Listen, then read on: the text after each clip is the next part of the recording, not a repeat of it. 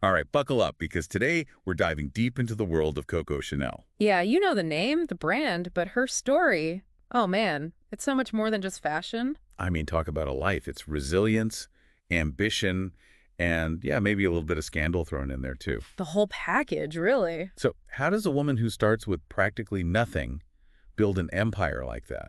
An empire that still defines style today, I mean. I think what always amazes me about Chanel is that she never let hardship hold her back. She kind of flipped it, turned adversity into her superpower. It's interesting. Yeah, I mean, her early life, it was rough, but somehow she channeled all that into like this driving force. It's what propelled her to success. Okay, so let's go back to the beginning then. Let's talk about those early years. It's kind of wild to think that the woman behind this super luxurious, iconic brand spent her childhood in an orphanage. It's true. After her mother passed away, she ended up at the Aubazine orphanage, 11 years old. Yeah, and Aubazine, it had a reputation. It was strict, austere, not exactly a breeding ground for, like, Parisian chic. No, not exactly. What a contrast, though, It right? makes you wonder, right? Yeah. What impact did that environment have on her? Yeah, did those early experiences, maybe the lack of, I don't know, excess or frivolity, Yeah. did that shape her minimalist aesthetic? Hmm. It's a good question. It's hard to say for sure, but it's definitely possible. I mean, think about it. The simplicity, the practicality she was surrounded by at Aubazine. Right. It could have easily influenced her design sensibilities later on. And here's something else that's pretty interesting. It was at the orphanage that she learned to sew, Oh, wow. which of course ended up becoming her, like, signature thing. Talk about a full circle moment, right? It's like hidden talent discovered in the most unexpected place. I mean, who knows? Maybe without Obscene, there would be no Coco Chanel. Maybe, maybe not, but it definitely played a part in shaping her path. Okay, but before we jump ahead to the fashion revolution, we got to talk about the nickname. Oh, yeah, for sure. Coco. It's iconic. How'd she get that? Well, picture this, right? Young Chanel, ambitious, trying to make a name for herself, but as a cabaret singer. As a singer. It was during those years that she picks up the nickname Coco, most likely a shortened version of Cocotte, which, back then didn't exactly have the most wholesome connotations. Oh, really? So even in her early days, she was already kind of pushing the boundaries a bit. A little bit, yeah. And speaking of pushing boundaries, we should probably talk about her relationships. Oh, the love life. Yeah, but these weren't just flings. These relationships were pretty important to her journey as a designer. Okay, I'm all ears. Spill the tea. Well, there are two relationships in particular that really stand out. Etienne Balsan and Arthur Capel. Got it. Both of them wealthy, influential, and they gave Chanel more than just, romantic inspiration. What do you mean? Well, they also gave her the money, the backing she needed to launch her first shops. So it was a combination of love and, like, strategic partnerships. You could say that, yeah. It shows you she was smart, She understood that to really make it, you needed talent, vision, and a bit of savvy maneuvering. Yeah. Plus, there's this little fun fact. It's believed that the design for the iconic Chanel No. 5 perfume bottle, yeah, that one, was inspired by Capel. Either his toiletries or his whiskey decanter, nobody's quite sure. Seriously. That is such a cool detail. I never knew that. It adds a whole other layer to that fragrance, doesn't it? It does. But let's get back to how these guys actually influenced her designs. Yeah, like, did they inspire specific pieces? What are we talking about here? Okay, so take her use of jersey fabric, for example. Okay. This was a material that, at the time, was mostly used for men's underwear. Underwear. Wow, okay. Yeah, so using it for women's wear. That was a bold move, really bold. It was. And, I mean, it's totally genius in hindsight, but why choose something so unconventional? Well, there are a few theories floating around. Some people say it was purely practical, because traditional fabrics were harder to come by during the war. Makes sense. Others think that Chanel just had a knack for spotting potential. Yeah. She saw the drape, the fluidity of jersey, how comfortable it was. Yeah. And that fit perfectly with her whole idea of, like, liberating women from all that restrictive clothing, which, let's be real, was mostly designed by men anyway. So true. And, I mean, it's crazy to think that she was already challenging those norms way back then. Way back then, yeah. It's like she predicted athleisure, like a century in advance. She did. And that same innovative spirit, that's what you see in the iconic Chanel suit, the one that totally revolutionized how women dressed for success. I do, but break it down for me. What made it so groundbreaking? Like, it's a classic now, sure, but what was it about the design that made it stand out? It was all about comfort and practicality, but with this undeniable elegance. The jackets, for example, were cut on the straight grain, no darts, no shoulder pads, so they allowed for way more movement. That's so smart. Oh, and Chanel. She was super meticulous during fittings. She made sure those suits fit perfectly. Whether a woman was walking, climbing stairs, even getting into a low-slung car, she thought of everything. So she wasn't just designing for looks, she was designing for life. Yeah. Real life. Exactly. Yeah. Clothes that work for women, not the other way around. No wonder women felt so good, so empowered in those suits. Right, it's like wearing confidence. Oh, and we can't forget about the little black dress. The LDD, the ultimate wardrobe staple. I know, right? So simple, yet so chic. How did she do that? Well, when Vogue first wrote about it back in 1926, they called it, get this, a sort of uniform for all women of taste. They even compared it to the Ford automobile, like it was going to be this universal, accessible thing. Wow, so it was like she made elegance accessible to everyone. No matter your background, you could feel stylish, sophisticated. That was the idea. She believed true style wasn't about being extravagant. It was about attitude, about expressing who you are. I love that. Okay, but before we move on, there's something we have to address. Chanel's actions during World War II. Right. It's a complex part of her story Yeah. and kind of controversial, but it can't be ignored. Agreed. It's a period that's been, scrutinized and debated a lot. We got to approach it carefully, objectively. Absolutely. We're here to unpack the whole story, the good and the bad. So let's talk about those war years. What happened? What choices did she make? Well, when the war breaks out, Chanel decides to close her shops, Really? which, of course, put thousands of people out of work. She said it wasn't a time for fashion, but some saw it as her trying to avoid dealing with the realities of what was happening. Interesting. So she kind of retreated from public life then. Yeah, pretty much. She lived at the Hotel Ritz, The Ritz. which, as you probably know, was also the headquarters for high-ranking German officers during the occupation. Okay, so that's not a great look. And it gets more complicated. During this time, she starts a relationship with a German officer, Baron Hans Günther von Dinklage. So we're getting into some morally gray areas here. Yeah, and it gets even murkier when you look at what went down with the Wertheimer family. Who are they? They owned a majority stake in her perfume business, Chanel No. 5, but they were Jewish. Oh, I see where this is going. Yeah, Chanel saw an opportunity. She tried to use her Aryan status to get the Nazi government to transfer ownership of the company over to her. Wow. So she was basically trying to capitalize on the war for personal gain. It appears so. But, plot twist, the Wertheimers, smart folks, they had already anticipated this and transferred ownership to a non-Jewish businessman beforehand. So her plan backfired. Big time. But still, the fact that she even tried, it's cast a long shadow for sure. It has.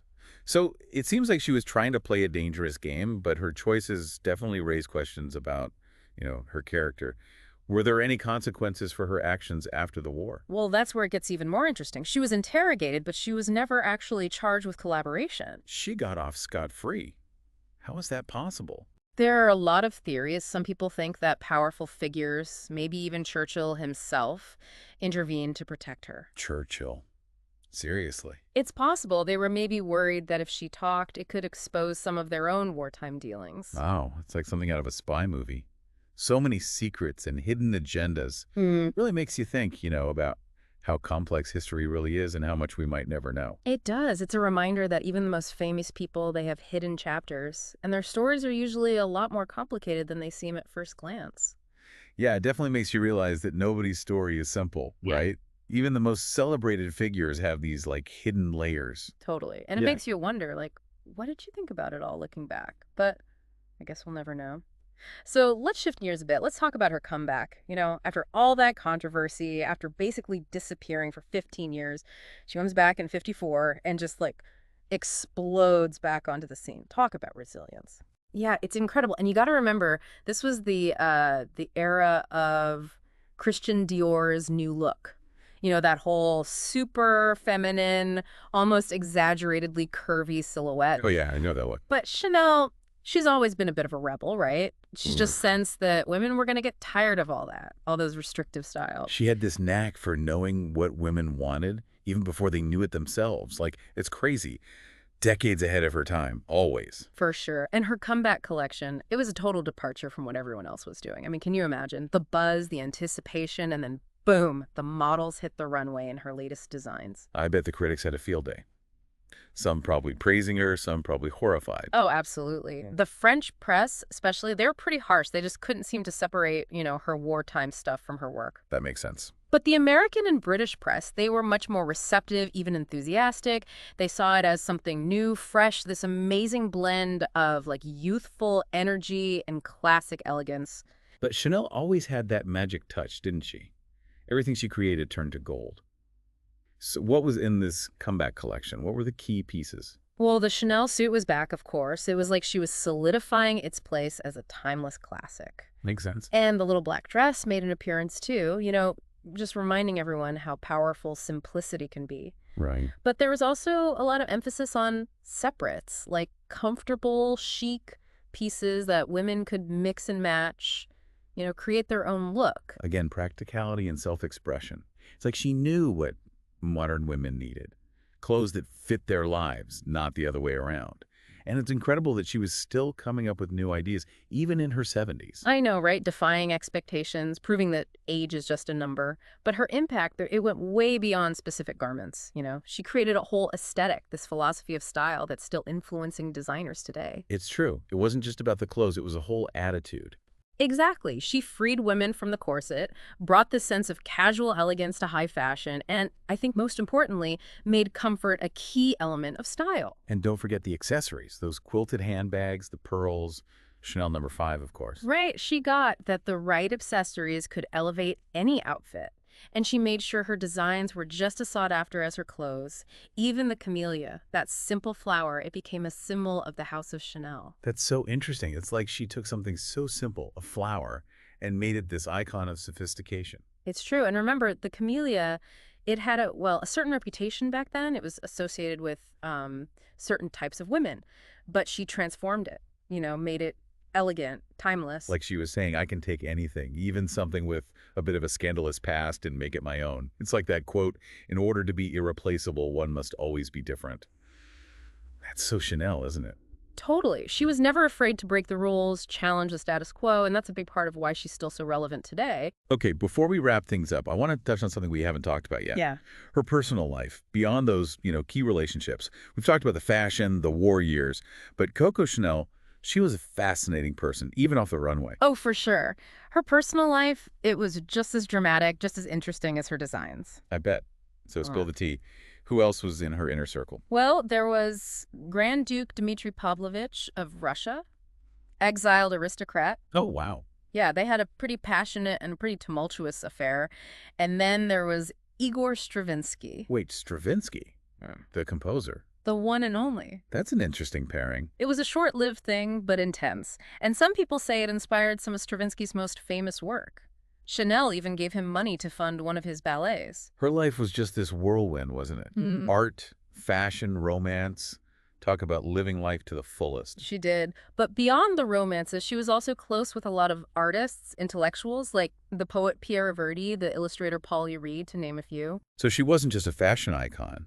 She was a patron of the arts, like a connector, bringing all these creative people together. Yeah, exactly. She got that collaboration was important, and she built this whole community around that. It's like, can you imagine being at one of her dinner parties, all those brilliant minds talking about art and politics over champagne? It must have been amazing. I know, right? It really captures that whole, the allure of Coco Chanel's world. It does.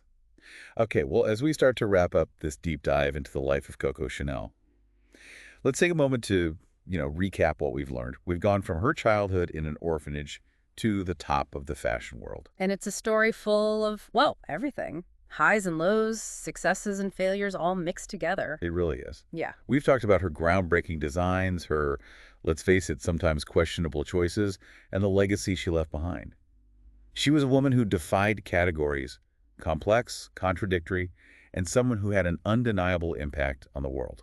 And that's what keeps her story so interesting, right? She wasn't perfect, but she was definitely brilliant. And her influence on fashion, on how women view themselves, it's huge. Absolutely.